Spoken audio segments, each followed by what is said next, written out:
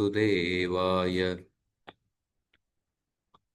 नारायणं नमस्कृत्य नरं चैव नरोत्तमं देवीं सरस्वतीं व्यासं ततो जयमुदीरयेत् नष्टप्रायेष्वभद्रेषु नित्यं भागवत सेवया भगवतीरुत्तमश्लोके भक्तिर्भवती नैष्टिकी कृष्णाय वासुदेवाय देवकीनन्दनाय च नन्दगोपकुमाराय गोविन्दाय नमो नमः।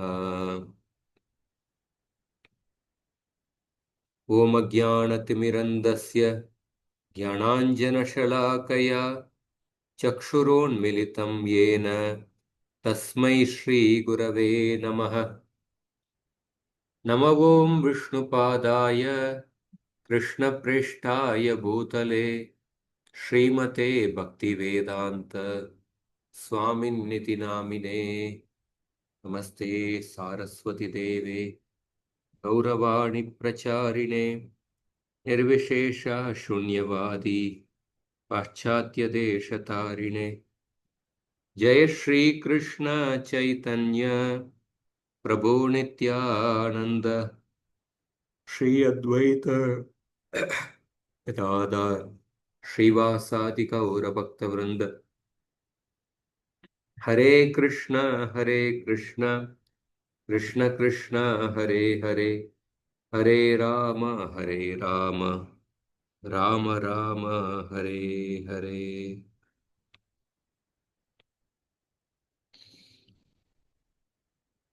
So last week we discussed the 50th shloka, third canto, chapter 15. 50th shloka is the last shloka.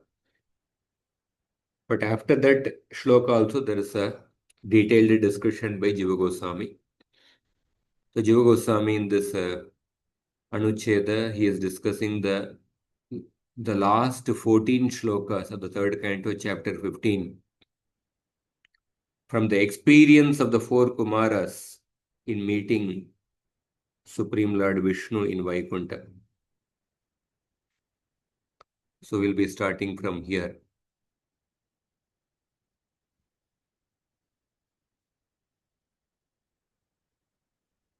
Atra etaduktam bhavati. Atraitaduktam bhavati.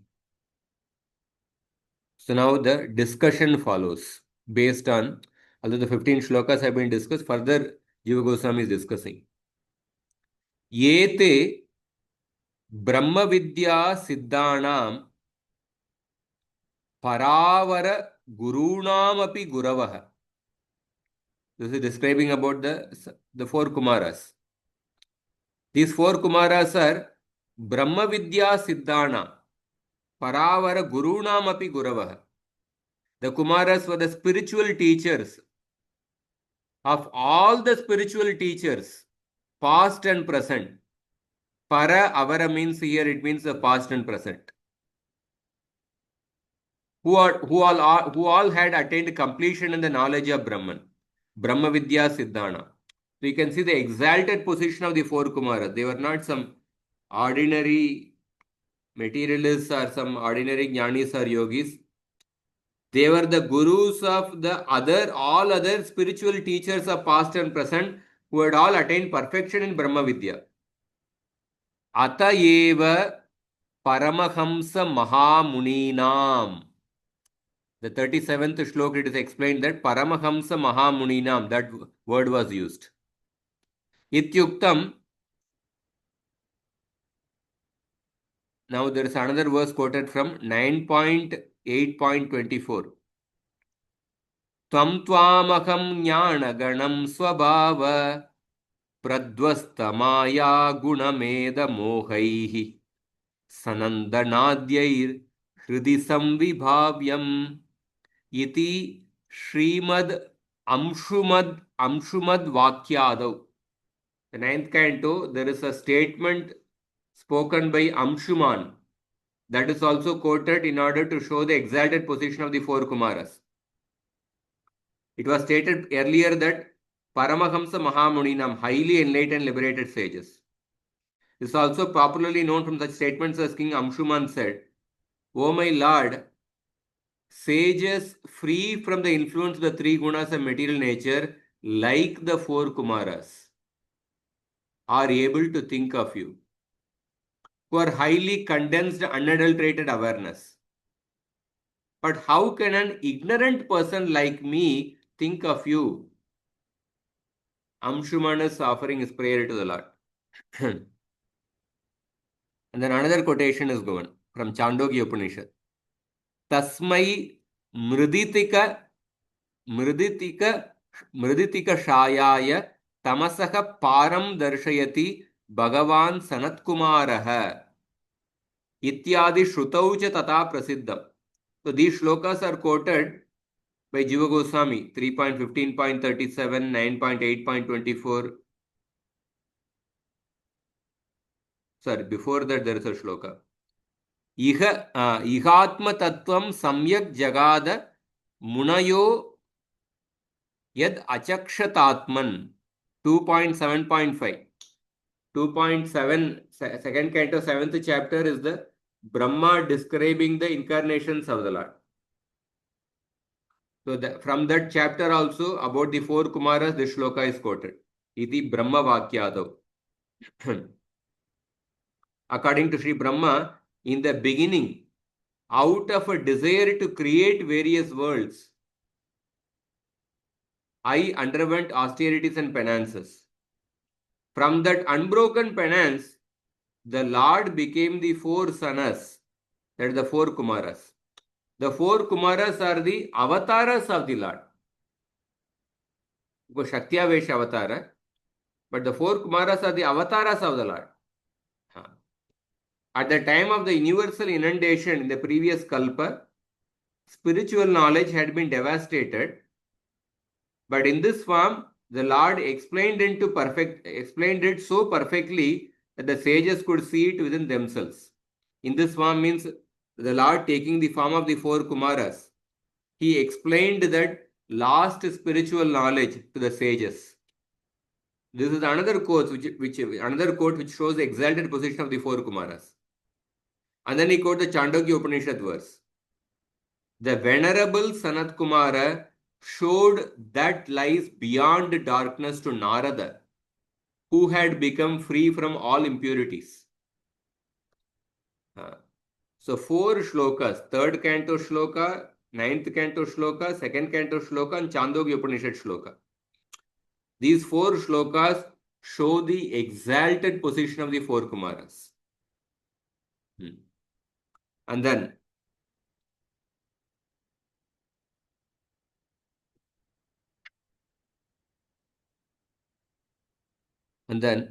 asan nanubhavasyaiva tu siddhasyani siddhasya animadibir vignopi sambhavyah natu siddhanubhavasya.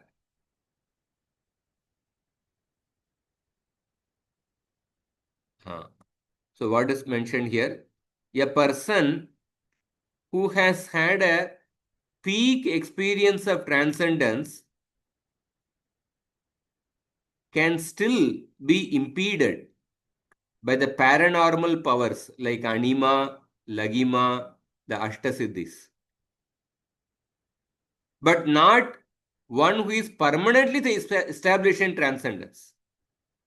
So suppose somebody once he had a peak experience of transcendence. Such a person can sometimes be disturbed by the different yoga siddhis. But somebody who is permanently having that peak experience of Brahmananda, he can never be disturbed by anything. Natu siddha anubhavasya. He can never be somebody who is permanently situated in transcendence. He can never be impeded by the different mystic siddhis. And this is confirmed. For that he quotes a shloka from 3rd canto, 28th chapter, 38th shloka. from Kapila Dev's Siksha. Tam saprapancham adiruda samadhi yoga swapnam punarna bhajate pratibuddha vastuhu iti Shri Kapila Deva Vakyat. What is the meaning? The yogi in samadhi has no more interest in the material body and the products of the byproducts of the material body than a person awaking from sleep has for the products of a dream. So why this verse is quoted is that Kumaras were in this position. They were constantly situated in the Brahmananda.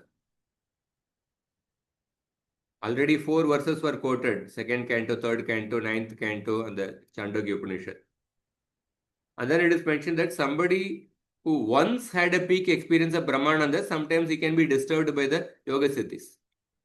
But somebody who is constantly having the experience of Brahmananda can never be disturbed by the material body or by the byproducts of the material body. He has no more interest in the body and the byproducts of the material body. So therefore, Sridhar Swami has explained, Atayeva Tesham Pradvasta Maya Gunabeda Mohanam Krodadikamapi Durgata Gatana Karinya Shri Bhagavad Ichayaiva Jatamiti Tairapi Vyakyatam. So therefore, the 4 Kumaras, they had completely freed from the 3 gunas.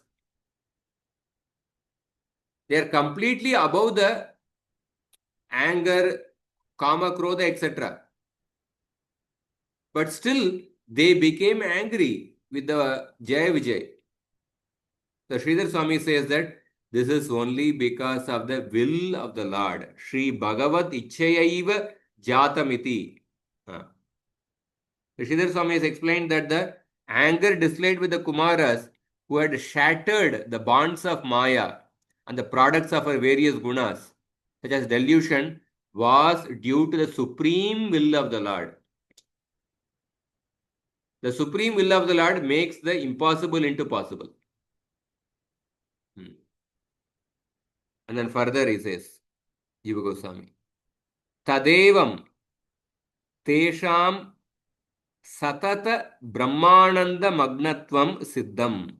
So therefore, the Kumaras were constantly absorbed in the Brahmananda, that has been proved. That is why it is explained that Akshara Jusham Api Tasya Ravinda. The shloka. Tasya Ravinda Nayanasya Padaravinda. Tasya Ravinda Nayanasya Padaravinda Kinjalka Mishra Tulasi Makaranda Vayu Sankshobham Akshara Jusham Apichitta Tanvo.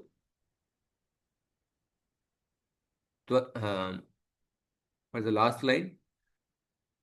Sankshobham Akshara Jusham Api. That means they were constantly situated in the Brahmananda. Yontar Hita Ityadicha. Antargata Vivarena. Antargatasva Vivarena Chakara Tesham Sankshobham Akshara Jusham Apijata Tanvo. Thank you, bro. So although it is proven that the Kumaras were continuously absorbed in the Brahmananda, they were established in the bliss of the imperishable. Though invisible, they said that you have now become visible to us. Yontar Hita.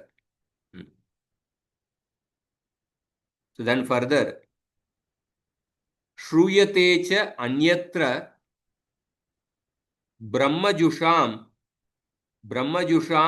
avikshipta chittatvam. Yata saptame. Another verse is quoted from 7th canto, 15th chapter. Narada to Yudhishthira Maharaj. Kamadibiran prashanta khila vritti yat chittam brahmasukas sprishtam naivottishteta karihichit. So, in other places also it is stated that the mind of the Brahman realized being is never disturbed. It can never be disturbed by any of the material emotions. Narada Muni has mentioned in the 7th canto. The consciousness which is no longer pierced by lust and other such impulses, whose every function has become calm and peaceful, and which has been touched by the joy of Brahman, would never rise up again to materialistic action.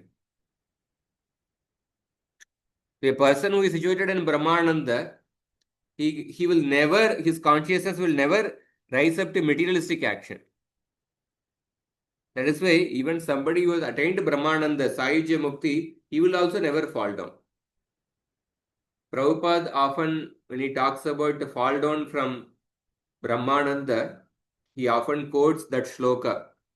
Yenye aravindaksha vimukta maninas tvayasta bhavat avishuddha buddhayah aruhya krichrena parampadam tata patantyato anadrita yushmadangre.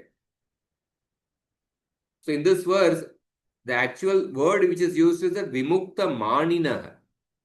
Vimukta manina means those who think themselves to be liberated, but when they are averse to the lotus feet of the Lord, they fall down from their imagined position of liberation. They fall down from their imagined position of liberation. It's not talking about somebody who is actually liberated. Those who think themselves to be liberated. Because maninaha, the word means those who think themselves. The Indra in the Govardhan Puja beginning, he is saying that this child, he is thinking himself to be, he thinks himself to be a learned. Pandita maninaha. So there is a manin pratyaya. Manin pratyaya means one who thinks themselves to be.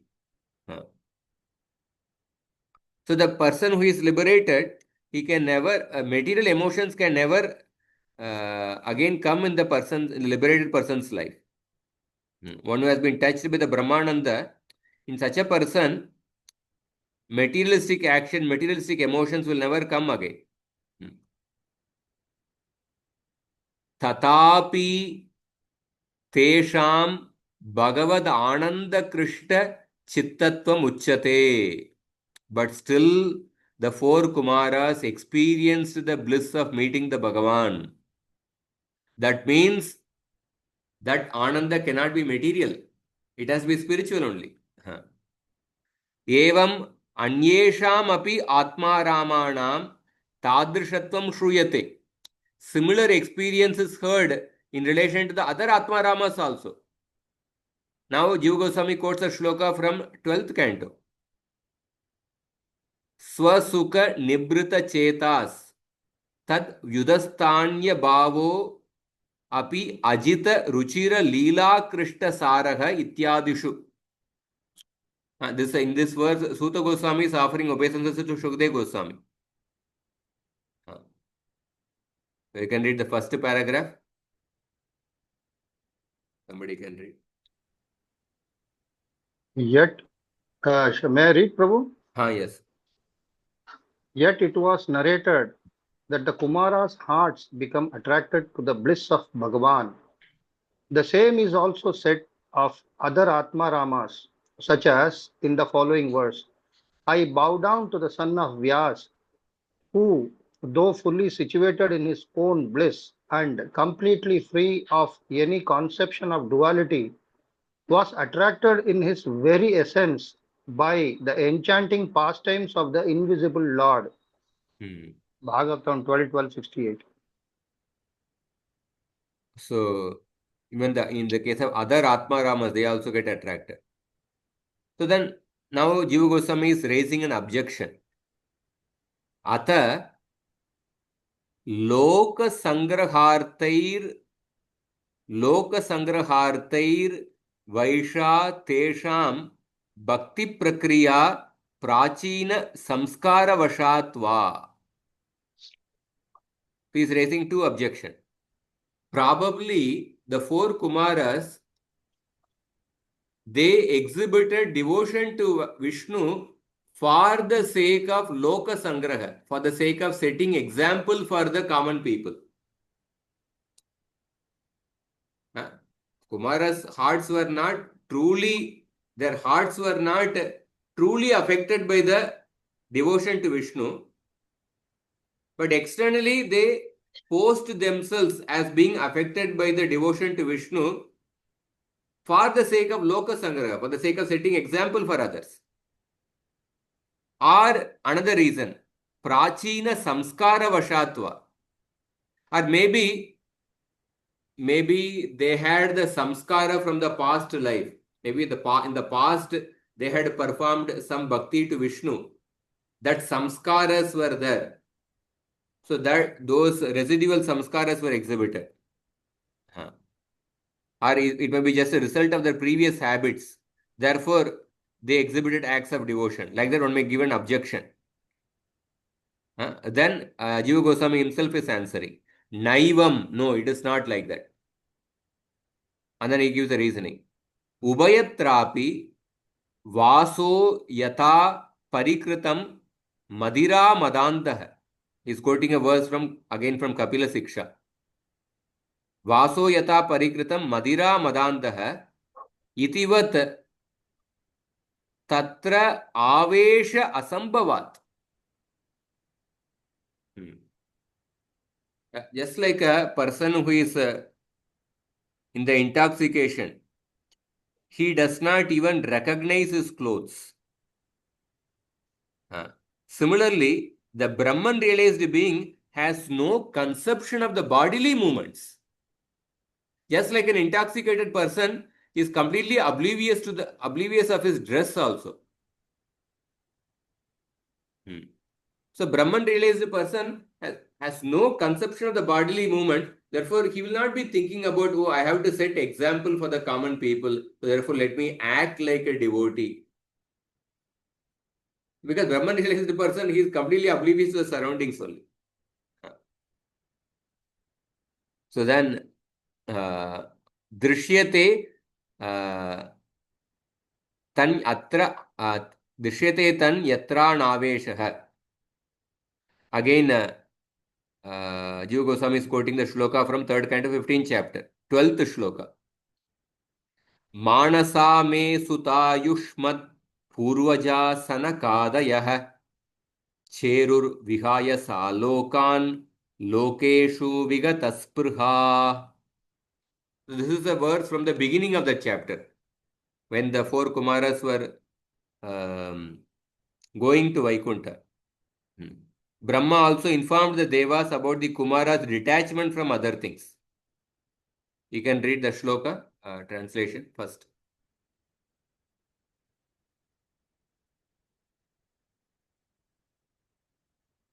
One minute. Anybody else want to read, or should I read, Prabhu? You can read now. Okay. My sons. Go ahead, Prabhu. Okay, thank you, Prabhu. My sons Sanaka, Sanatana, Sanandana, and Sanat Kumara, who were born from my mind, are your elder brothers. Being free from all desire, they travel to the worlds, wandering amongst them throughout space. So it is said that being free from all desire, vigata spruha.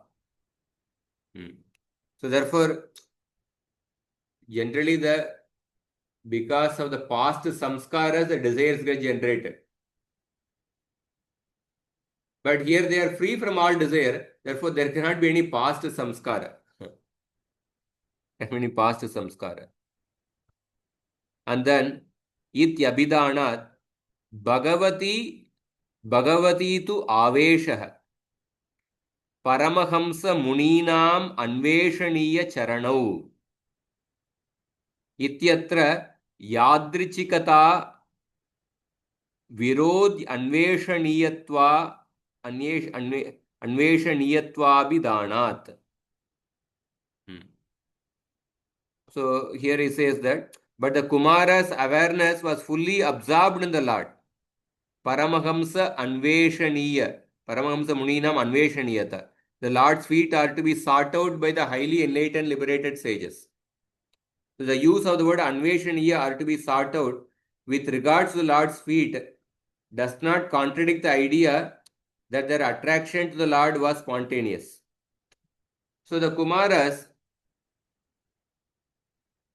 Kumaras, they were free from all desire. They wanted to have darshan of the Lord in Vaikuntha. They were Brahman realized jnanis. They were situated in the Brahmananda, but they wanted to have darshan of the Lord of Vaikuntha. Therefore, they were searching for the lotus feet of the Lord of Vaikuntha. And then further, Jiva Goswami quotes a shloka from the 5th canto. 5th canto, 3rd chapter, 11th shloka. When I think the appearance of Rishabhadev, the appearance of the Lord in the sacrifice of King Nabi, on the chapter. Asanga Nishita Jnananala Viduta Shesha Malanam Bhavat Swabhavanam Atmaramanam Muninam Anavarata Parigunita Gunaganaha Ityatra Gadye. This is not a shloka, this is a Gadya. 5th canto has many prose. Ityatra Gadye Tadeka Nishtatvam Apyuktam. So, but the Kumaras, the following prose paragraph from the 5th canto also states that Atmarama sages become fixed in single-minded devotion to Bhagavan. O Lord, sages who delight in the self alone incessantly glorify your attributes. They have burnt all impurities in the fire of wisdom, coupled with renunciation, and have imbibed your pure nature. Glorification of your attributes is the source of supreme auspiciousness even for such Atmarama sages. Similar to Atmaramascha Munayo Nirgranta Purukrame, similar to that. And then he quotes another shloka from 12th canto. Ajita Ruchira Leela Krishna Saraha Ityatraivacha. This was also the case for Shukdev Goswami, who was also Brahman realized Jnani, but who got attracted in his very essence by the enchanting pastimes of the invincible Lord. And then now he comes back to the present narration. Atrapi tenesha nirvritim avapuralam drishonah ityadau sukadatvam api sakshadevoktam. Tenesha nirvritim avapuralam drishonah. In the present narration also, it was directly stated the Lord bestowed joy upon the Kumaras. So Kumaras said that you have manifested this charming form before us, and our eyes have achieved much bliss by seeing it. It's not so. Therefore, Kumaras actually experienced bliss by experiencing the form of the Lord. So atra पूर्वोक्त हेतोश्च स्तुतौ प्रत्युतो पालंब प्रसंगाच्च. Again is quoting a shloka, 39th shloka. Snehav loka kalaya hridi samsprishantam iti sakshad uttescha drishameva sukam jatam ityanasaktireva Venjitetyapi na vyakyeyam. Tasmad atmaramanam ramanaspadattvad brahmakyam atmavastveva Shri Bhagavan. Brahmakyam atmavastveva Shri Bhagavan. So somebody can read this for the reasons given above. Last paragraph. For the reasons given above, and because of the self-censure found in their prayers, and also from the direct statement, the Lord touched their heart by the glances of affection. Srimad Bhagavatam 3.15.39. It should not be concluded that only the eyes of the Kumaras and not the Kumaras themselves felt bliss, and that this description does indicate only their detachment from material life. Therefore, since he is the locus of pleasure, even after that, for those who delight in the self alone, Atma Rama, the transcendental existent called Brahman, is verily Sri Bhagavan. Moreover, okay. So here, like somebody may say that when the Kumaras saw Lord Vishnu, only the eyes of the Kumaras felt bliss. But the Kumaras, the personalities, they did not feel the bliss. Only their eyes felt bliss. Their eyes experienced great happiness. But in their heart, they did not experience happiness. Like that somebody may say. But this is clearly refuted in by all the above reasons. Because the Kumaras, they repented for having cursed Jay and Vijay. We deserve to go to hell. They condemned themselves. And it is directly said that the Lord touched their heart by his glances of affection. Lord touched their heart, not that simply Lord gave happiness to their eyes by his darshan. No, Lord actually touched their heart. That's what is explained. So you cannot say that Kumara simply only their eyes experienced happiness, but actually in their heart they did not experience any happiness. This kind of interpretation is not valid because all these reasons are given. So therefore, or one should not give an explanation that this description only indicates the Kumara's detachment from the material life.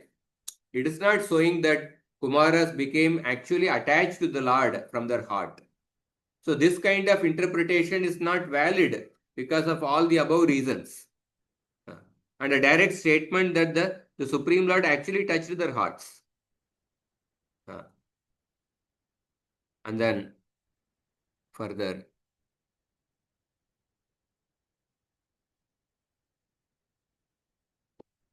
Tatrapi chakara tesham sankshovam aksharajushamapi chittatanvoho iti shravanat tatopi ganaprakashah tattad vichitra shri bhagavad ango pangadya bhagavad ango pangadya abhinivesha darshanananda vaichitri च उपलभ्यते सा च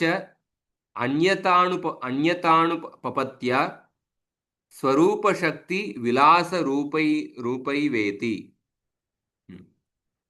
So moreover, since it was said that he created a commotion even in their minds, Sankshobham Akshara Jusham Api Chitta Tanvoho. Chitta means, Tanu means in their body, Chitta means in their mind.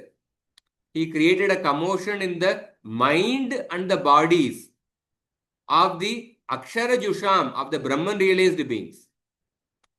So the Lord created a commotion in their minds also. So it is understood that the Bhagavan is absolute in its most highly condensed essence. Because a material form, a form in Sattva Guna cannot create commotion in the mind of a Brahman realized person. Can you repeat this, please? A person who is having a form in Sattva Guna, because according to Advaitavadis, Bhagavan's form is made of Sattva Guna. But a person who is having a form made of Sattva Guna, such a person cannot create commotion, cannot agitate the mind of a person who is situated in Brahmananda. Because a person in Brahmananda, he can never be agitated by something, some object which is made of Sattva Guna. But it was clearly mentioned that the Lord's form created a commotion. It agitated the minds of the Kumaras who are Akshara Jusham, who are situated in Brahman realization. So therefore, this shows that Lord Swam cannot be in Sattva Guna. Lord Swam is actually Sachitananda Vigraha. And it is more substantial even than Brahman. Because they were in Brahman realization, but the Lord Swam agitated even the Brahman realized being. That means that the personal form of the Bhagavan is higher than the impersonal Brahman. This is so because Bhagavan additionally grants the variegated bliss of seeing and being absorbed in his unsurpassed, beautiful bodily limbs and features. Because in Brahmananda, you cannot experience the variety. You cannot experience the happiness in experiencing the variety of Bhagavan's qualities, form and leela. So because it cannot otherwise be accounted for, it is to be inferred that this wonderful bliss is also a manifestation of a Swarupa Shakti.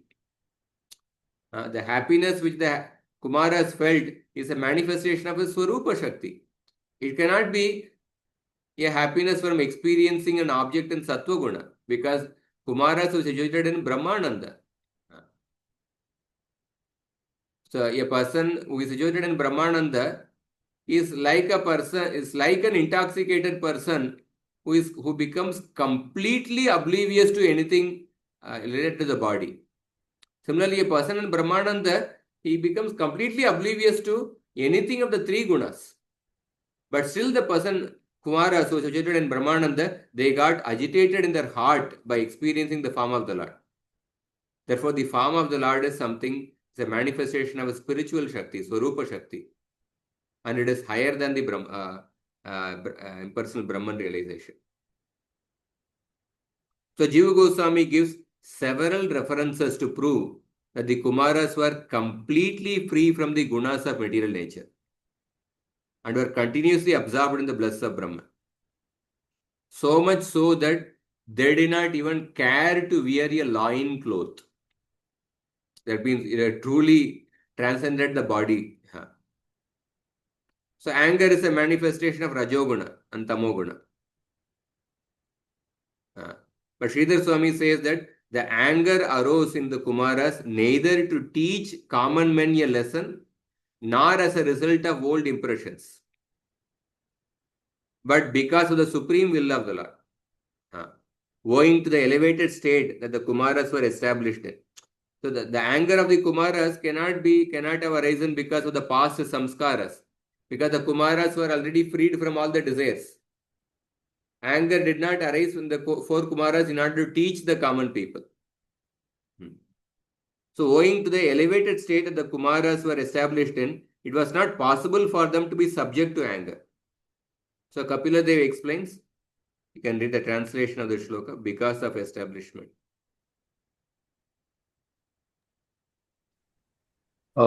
Because of establishment in his true identity, Swarupa, the highest liberated being does not even notice whether, due to the natural course of events, the body he occupies is seated or standing, or whether it has moved to a different location or returned. Just as a person blinded by intoxication does not perceive whether the clothes that adorn his body are still present or not. Bhagavatam 3:28-37. So the Kumaras, we discussed the prayers. From the prayers, it is quite evident that Kumaras became inclined toward the devotional service of the Lord. And they considered the form of the Lord and the bliss of bhakti superior to the Brahmananda. It is very evident from his prayer. But still, some people who are stubbornly attached, they may still attempt to explain the verses of the Kumaras in a way that contradicts the above observations. So some of these people who are stubbornly attached, they may say that the Kumaras did not become attached to the form of the Lord because of his beauty or mercy. And the Kumaras derived happiness from seeing the Lord it was only an external pleasure for their eyes only. It did not touch their hearts. It did not transform their hearts. It is only the Vaishnavas who are speculating, who are interpreting that the Kumaras became transformed. Like that, Advaitavadis may still give an argument. And this argument has some merit to it, because sometimes in this world, sometimes a person goes to a scenic place. His eyes are enjoying the beauty, but that doesn't necessarily mean that a person's heart is attached to it. Sometimes eyes may be enjoying the beauty, but in his heart he may be planning something else. Some other things may be going on in the heart. It doesn't necessarily mean that he becomes attached to it or he gives up all the previous conceptions of pleasure. Nevertheless, such an explanation is quite impertinent, because the Kumaras, they told in their prayers, you are inducing love in us. Love is actually induced in the heart of a person, not in the eyes or hand. They told that you are inducing love in our hearts. And the love indicates a feeling of joy arising from the heart and not just from the eyes. Moreover, had the Kumaras not become attached to the Lord's service, they would not have prayed that let our minds be fixed on your lotus feet. They would not have prayed like that. And also, Sankshobham Akshara Jusham Api Chitta Tanvoho. They experienced a commotion both in the mind and in the body. It clearly shows that the Kumaras derived substantial joy from the personal form of the Lord. Thus, the inference is that the Lord's personal form surpasses in completeness even the completion of the unqualified Brahman. Since the Lord's body is transcendental, it should be understood that the bliss derived from seeing him surges from the internal potency and not from the gunas of nature. So this is one of the viewpoint of the Advaitavadis, that the form of the Lord is made of sattva guna. But this section clearly proves that the form of the Lord cannot be made of sattva guna. It is from the spiritual Swarupa Shakti of the Lord. Hare Krishna, Prabhu. Huh. We understand that the realization what the Kumaras have is because of their understanding in the Shuddha Sattva. But earlier they were in the Brahman realization. Should we understand that they were subjected to the gunas? No. Brahman realize means beyond the gunas. So that is the whole point we said. Brahman realize, that's what we said. Is beyond gunas. They were actually constantly situated in Brahman realized platform. Okay, if they are beyond the gunas and beyond that is there anything between the realization under the gunas and totally the Shuddha Sattva? And what is that Sattva realization? Where does that stand actually? Is there anything in between? Brahman realized the platform, they have transcended the three gunas, but they have realized only the unqualified Brahman, impersonal Brahman. But they are transcended the three gunas, and nothing related to the three gunas can agitate the mind of a person on Brahman realized platform. Okay. And they have not realized the personality of Godhead. But they have realized that they have transcended the three gunas and they have realized the impersonal Brahman. So they have gone to that stage where nothing made of the three gunas can agitate such a person. So even in Brahman realization, it could not have been agitated by the gunas. They could not have been. That's what we discussed. So many examples. If somebody is an intoxicated person, Brahman realized person is just like an intoxicated person. Becomes completely oblivious to the body. In the Brahman realized platform, a person becomes completely oblivious to the body and the byproducts. He becomes completely oblivious to anything of the three gunas. Nothing made of the three gunas can agitate such a person. Yes, bro. But still they got agitated by the form of the Supreme Lord. That means the form of the Supreme Lord cannot be made of the three gunas. It can't be made of the sattva guna. It has to be made of the Shuddha Sattva only. It has to be made of something Swarupa Shakti Avadara. It has to be completely spiritual only.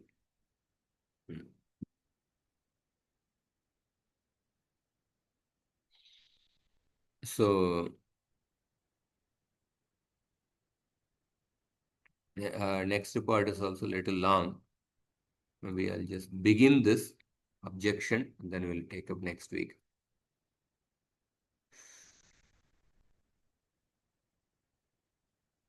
Then again Jiva Goswami is raising another objection.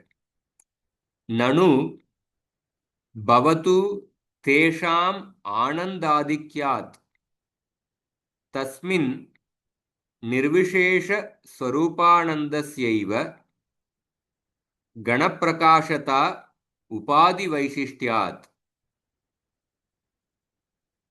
यतः विशुद्ध सत्व संभावितायां चित्तवृत्तौ यद् ब्रह्म स्फुरति तदेव गणीभूता खंड विशुद्ध सत्वमये भगवती स्फुरत् तद अध्यस्ततया तदैक्य मापन्नायां तस्यां विशेषत एव स्फुरति अतएव श्रीविग्रहादि परब्रह्मणोर अभेदवाक्यमपि तद अत्यंत तादात्म्यम अपेक्षयैव. So here is an objection. Let us consider for a moment that the Kumara's experience of extreme bliss upon witnessing the Lord's form was simply a condensed manifestation of the bliss of impersonal Brahman. So somebody may say that whatever happiness the Kumaras experienced and seeing the form of the Supreme Lord, it is the same Brahmananda only. It is the same Brahmananda. Its density being due to the imposition on Brahman of certain distinguishing characteristics known as the Upadhis. So they experience the same Brahmananda. So according to this view, Bhagavan is Brahman qualified with Upadhis. So according to this viewpoint, they say that what is the form of Bhagavan? When Brahman, impersonal Brahman, is qualified by certain Upadhi, it becomes Bhagavan. It becomes Bhagavan. So in other words, the Brahman that appears in the mind states that arise out of just a portion of pure being also manifests in Bhagavan, who is condensed and undivided pure being. Then through superimposition of Brahman as Bhagavan, the mind states are modified into exact conformity with Bhagavan. And so the Brahman that appears in the mind states does so in a qualified form. Hence the statement that there is no difference between the Lord's form and Parabrahman is made only from the perspective that such a form acquires complete oneness with Brahman. So this is an argument. Of course, we will see the objection next week. But what is the objection which is raised here? Somebody may say that when the Kumaras experienced bliss by seeing the form of the Supreme Lord, it is nothing but the bliss of Brahman only. It is the same Brahmananda only. Because Bhagavan's form is nothing but Brahman with some Upadhis. Brahman with some Upadhis. So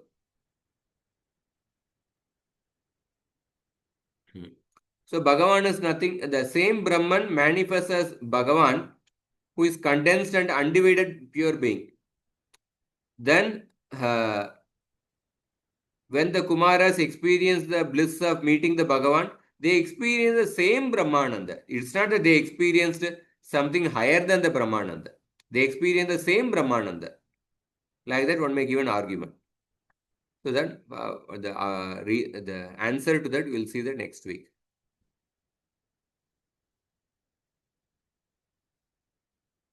So anybody has any questions?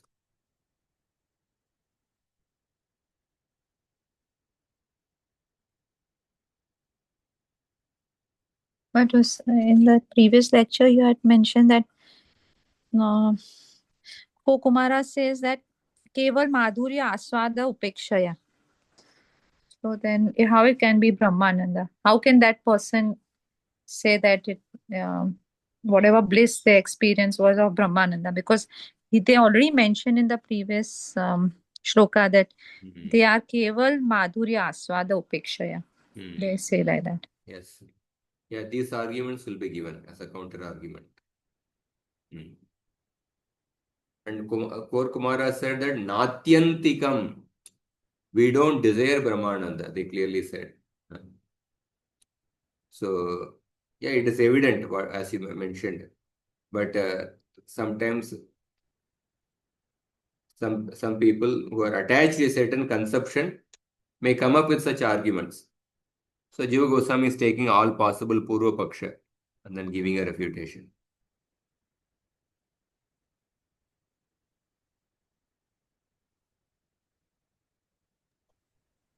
Prabhuji.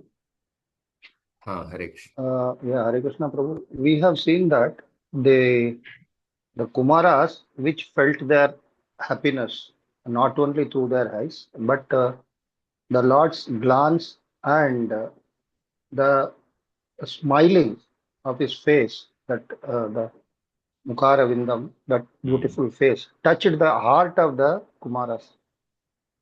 And the realization has happened in that Kumara's heart, as per I think 3:15:39, I think. Correct. Correct. Yeah. So, should we understand here that the Brahman realization, the happiness what they derive, will not be happening in the heart, or should we conclude that the what is happening in their heart is not fully manifested? How does we differentiate the Brahmananda happening in the heart and the personal form what they experience through the devotional service? How do they differ in that, particular to that context? No, how their hearts were transformed. What is the question? Can you again repeat? The question is, they felt the bliss of the Lord, Suddha Sattva, which has happened through Vishuddha Sattva, which is not manifested by the Sattva gunas or anything, transcending all those. They felt the smile of that Lord touched the core of their heart. Right. So that is the form, transformation of the form, which is manifested in their heart. The bliss happened in their heart. So how do we understand what was their happiness in that same heart by the Brahman realization without seeing the Lord? Should we understand that it is not the Vishuddha Sattva performing that experience? How do we? No, I'm not that able to put happiness that. before, when they are experiencing Brahmananda, it is not a material happiness. Brahmananda is more like a absence of all the miseries in the material world, and just experiencing the bliss of being the Atma, Kaivalya Mukti. There is a bliss of realizing that you are just Atma. You are completely spiritual. So, it's difficult to describe what is the Brahmananda, but Brahmananda is one is no longer experiencing any miseries of the material world, and as one is simply experiencing the happiness of being the Atma, happiness of realizing the impersonal Brahman. So the Shastras, they just give idea. Taittiriya Upanishad, we had discussed previously, the gradations of Ananda, that how the Brahmananda is higher than all these Deva Ananda, Gandharva Ananda, Deva Gandharva Ananda. So it is difficult to experience, because it's difficult to explain that Brahmananda. It is a very higher Ananda. It is not a material happiness, it is a spiritual happiness. But because in Brahma, like when the Kumaras were influenced by the Lord's personal form, they experience that happiness by saying that we want our ears to be engaged in hearing your glories. We want our tongue to be engaged in chanting your glories. Like that, they express that happiness. But in Brahmananda, You can't express like that because there is nothing to speak, there is nothing to hear. So it is a happiness of just realizing that you are Atma and realizing the unqualified Brahman, the Brahman effulgence. That's all. It's difficult to explain. Yeah, I got Explain it, that. Prabhu. I think I remember long back when we were discussing Paramatma, Brahman, and Bhagavan, the initial Bhagavata Sandarbha when we started. That I think that these things were explained. Maybe that initial days of the Bhagavata Sandarbha, the three complete portion of Paramatma, Bhagavan, and Brahman explained separately. Maybe I will refer there. I think we Of will. course, a crude example, it's not exact scriptural, crude example. Somebody is going through very severe diarrhea. I was speaking with one devotee, like he's a very young devotee, 33 but he got a cancer of the rectum area. So he had to undergo a surgery. They removed the rectum from his body. So, and then I asked, like, if you remove and then after that he had to go for chemotherapy also. So he said when he has to go to pass stool, now because the rectum is removed, as soon as when there is a slight pressure, something goes inside the body, he had to immediately rush to the toilet. There's a slight pressure also. Because when the rectum is there, it is stored in a particular area, and then you do not have to go immediately. It is stored in a particular area, and then it is gradually pushed towards the place where the stool comes out of the body. So there's a storing places that are gradually pushed up. Because he underwent a surgery where the rectum is removed, he said that like most of the time he has to rush, and then sometimes at night 7-8 times he has to go, daytime 7-8 times he has to go. And then the doctor told that it will take 4-5 months for the body to develop the rectum, like that he told. So I was feeling so bad actually. It's such a suffering. Like maybe it's not life threatening because you were detected in second stage cancer or something. But such misery, you have to like immediately rush and 10 times, 15 times you have to keep going to the toilet every day. And so suppose I'm saying like when somebody is going through such kind of misery, and suppose if he comes to a situation where at least he is relieved of that immediate pressure that he has to all the time keep going to the toilet, rush to the toilet, the diarrhea stops or this kind of problem stops, then that itself is such a great happiness for him. But he may not have been able to, he just relieved of those problems, but he is only able to eat some simple rice and non-spicy dal. Only that much he can eat. But he is relieved of the problem of at least going to the toilet on and off. So that itself is a great happiness for him, being relieved of this one. And then he is able to eat something, but only some simple rice and boiled dal. That's only the diet also for him.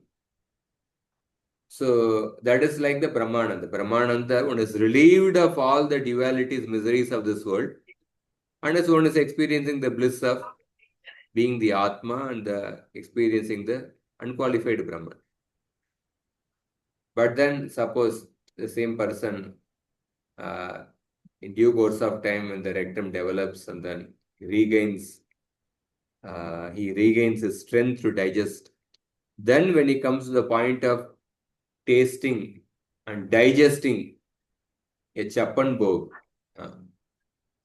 Then when he is able to experience the taste of the varieties of the food and eat and digest them, that is like the much superior happiness than compared to just being relieved of those this one. It's like that.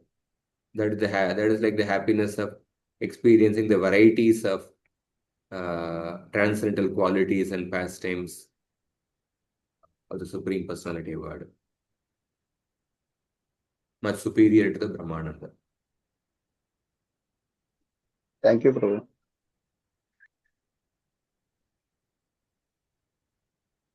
Hare Krishna. Krishna Prabhuji.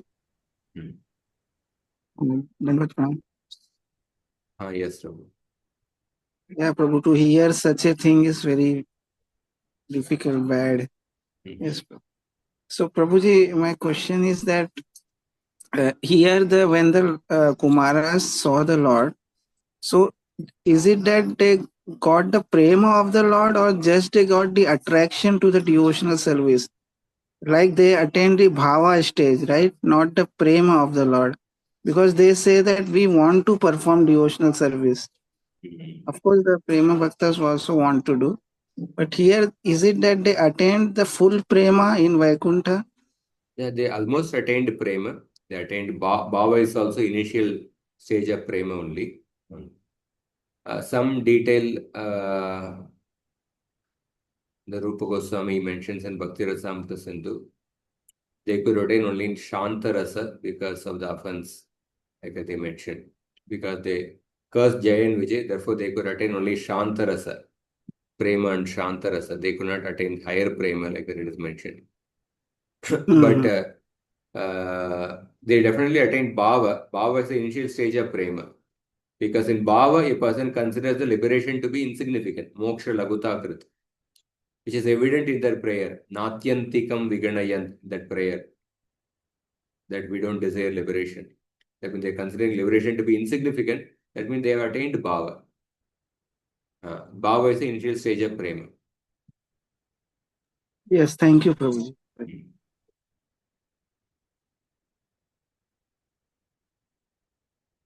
Okay, we'll end here. Next week we'll continue. Antara Srimad Bhagavatam ki jai, Srila Jai. Jiva Goswami Prabhupada ki jai, Srila Jai. Prabhupada ki jai, Jai. Gaura Bhakta Vrinda ki jai. Jai.